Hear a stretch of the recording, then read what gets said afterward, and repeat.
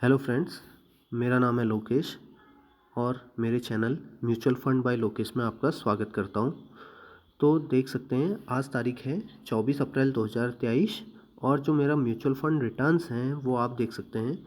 जो इसमें invested amount है वो है 1,02,000 के आसपास और जो उसकी करंट वैल्यू है वो है 1,01,000 और जो टोटल रिटर्न्स अभी माइनस में मिले हैं वो है 838 रुपया।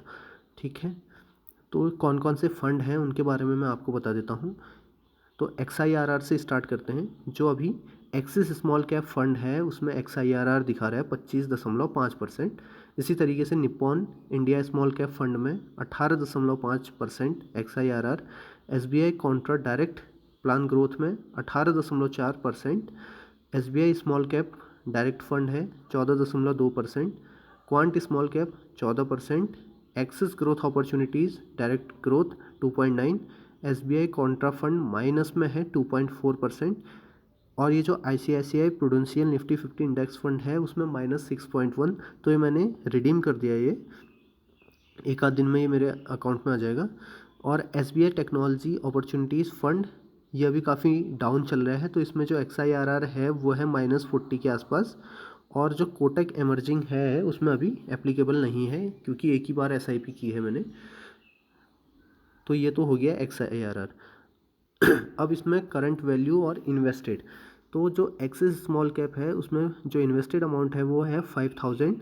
तो उसकी जो करंट वैल्यू है वो 5,000 इन्वेस्टेड है और उसकी करंट वैल्यू है 5,124 रुपया। इसी तरीके से निपॉन इंडिया स्मॉल कैप तो 7,000 रुपये इन्वेस्टेड है, उसकी अभी वैल्यू बन चुकी है 7,148 रुपया। SBI कॉन्ट्रा 8,000 रुपया, तो उसकी जो करंट वैल्यू बन चुकी है वो है 8,217 रुपया। इसी तरीके से SBI स्मॉल कैप 3,000 रुपया इन्वेस्टेड है, उसकी जो करंट वैल्यू बन चुकी है वो 3,041 रुपया। क्वांट स्मॉल कैप में 9,000 रुपया इन्वेस्टेड है, उसकी जो करंट वैल्यू है 9,163 रुपया। इसी तरीके से एक्सिस ग्रोथ अपॉर्चुनिटीज़ फंड है 4,000 रुपया उस पर इन्वेस्टेड है और उसकी जो वैल्यू बन चुकी है वो 4,021 है। इसी तरीके से SBI कॉन्ट्रा फंड है, इस पे मैंने 50,000 रुपये इन्वेस्ट किए थे।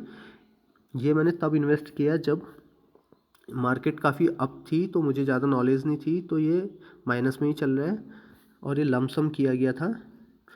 तो इसकी जो करंट वैल्यू है वो है 49,560 रुपया।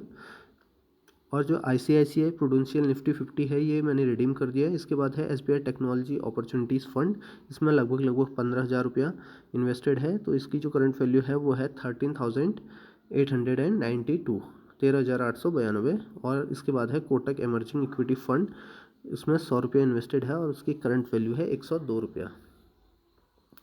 तो SBI कॉन्ट्रा फंड के बारे में मैं बता रहा था, इसमें मेरे दो प्लान हैं। एक मैंने सबसे पहले, मुझे ज़्यादा नॉलेज नहीं थी तो मैंने रेगुलर प्लान ले लिया था, फिर मुझे डायरेक्ट प्लान के बारे में पता चला तो मैंने उसके बाद सब डायरेक्ट प्लान ही लिए थे।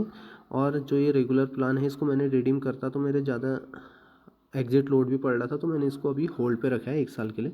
और जो रिटर्न्स अगर देखें तो SBI स्मॉल कैप में 124 रुपये का रिटर्न 2.5% के हिसाब से, और इसी तरीके से निपॉन इंडिया में 148 का 2.1%। SBI Contra 217 2.7%। SBI small cap 41 1.4। Quant small cap में 163 1.8। एक्सिस ग्रोथ अपॉर्चुनिटीज़ में 21 0.5। इसी तरीके से SBI कॉन्ट्रा, ये जो रेगुलर प्लान में बात कर रहा था, -437 0.9%। और ये ICICI prudential Nifty 50 index fund बहुत ही परफॉर्म अच्छा नहीं कर रहा था, तो मैंने इसको रिडीम कर दिया। तो ये -10 और -1। SBI टेक्नोलॉजी अपॉर्चुनिटीज़ फंड, इस पर -1107 या -7.4%। तो अभी मेरे पास कुछ टाइम पे पैसा आएगा तो मैं इस पर थोड़ा सा एवरेज आउट करने की कोशिश करूँगा इसमें, क्योंकि इसमें अभी मुझे NAV ज़्यादा, सॉरी यूनिट्स, अभी NAV कम है तो मैं ज़्यादा से ज़्यादा यूनिट्स एक्यूमुलेट कर सकता हूँ। और म्यूचुअल फंड में आप जानते हैं सब यूनिट्स का ही खेल है। और कोटक एमर्जिंग इक्विटी फंड, इसमें अभी 100 रुपया इन्वेस्ट किया है, 102 रुपया इसकी वैल्यू हो रही है, तो 2 रुपये का प्रॉफिट हो रहा है। और इसमें परसेंट वाइज देखें तो 2% दिखा रहा है इस पर। तो ये सब है। और जो अभी टोटल XIR दिखा रहा है वो माइनस में ही है, -3.31। अगर पोर्टफोलियो में दिखा दूँ तो काफ़ी ज़्यादा रिस्क लेते हुए मैंने इन्वेस्ट किया है एग्रेसिवली। तो अभी अब कुछ टाइम के लिए, कुछ टाइम बाद ही इसमें इन्वेस्ट करूँगा सोच रहा हूँ, जैसे थोड़ा बहुत पैसा होता है मेरे पास। तो देख सकते हैं काफ़ी ज़्यादा एग्रेसिवली इसमें इन्वेस्ट किया है। और अगर कैप मार्केट कैप के वाइज हिसाब से देखें तो स्मॉल कैप में लगभग 23.4% है, लार्ज कैप में है 50% लगभग और मिड कैप में है 26%। तो मैं क्या करने वाला हूँ, मैं सोच रहा हूँ कि स्मॉल कैप में अपना एक्सपोजर बढ़ाऊँगा धीरे धीरे, और लार्ज कैप और मिड कैप में तो धीरे धीरे कम करूँगा। और कंपनीज देख सकते हैं तो टॉप की कंपनी है इन्फोसिस 5%, इस पर इन्वेस्टेड है अमाउंट। और टेक महिंद्रा 2.5%, TCS 2.17, गेल 2.14। इस तरीके से जो कंपनीज हैं वो आप देख सकते हैं।